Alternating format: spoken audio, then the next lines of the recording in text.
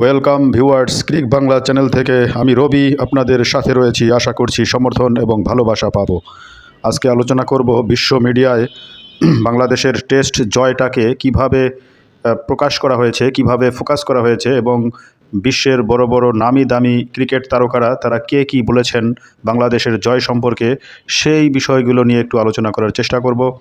রিউটার্স লিখেছে historic sweep, বাংলাদেশের জয়টাকে historic sweep হিসেবে উল্লেখ করেছে রিউটার্স।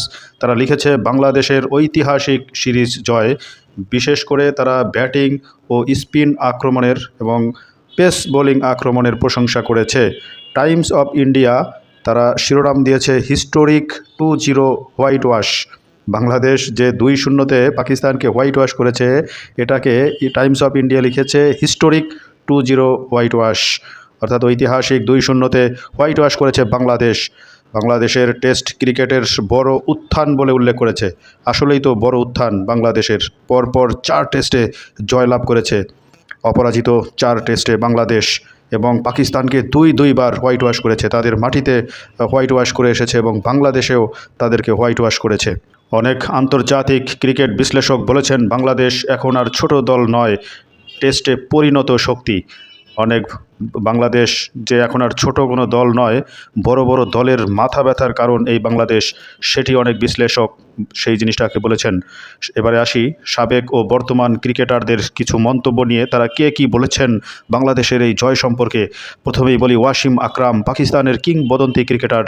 তিনি বাংলাদেশের এই জয়টাকে কিভাবে দেখেছেন। তিনি বলেছেন বাংলাদেশ কমপ্লিট ক্রিকেট খেলেছে, বাংলাদেশ একদম কমপ্লিট ক্রিকেটটাই খেলেছে। তাদের পেস আক্রমণ এখন বিশ্বমানের দিকে যাচ্ছে।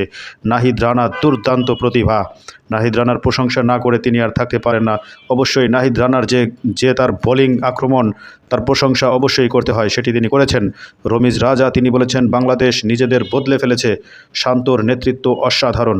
অর্থাৎ ক্যাপ্টেন শান্তরও প্রশংসা, ভূয়সী প্রশংসা করেছেন রমিজ রাজা। আজাহার আলী কি বলেছেন, এই সাফল্য রাতারাতি আসেনি, এটা দীর্ঘমেয়াদী পরিকল্পনার ফল। বাংলাদেশ যে অনেক ধীরে সুস্থে দলটাকে এগিয়ে নিয়ে গিয়েছে এবং তাদের যে কাঠামো একেবারেই বদলে ফেলেছে, সেই জিনিসটাই বলেছেন আজাহার আলী।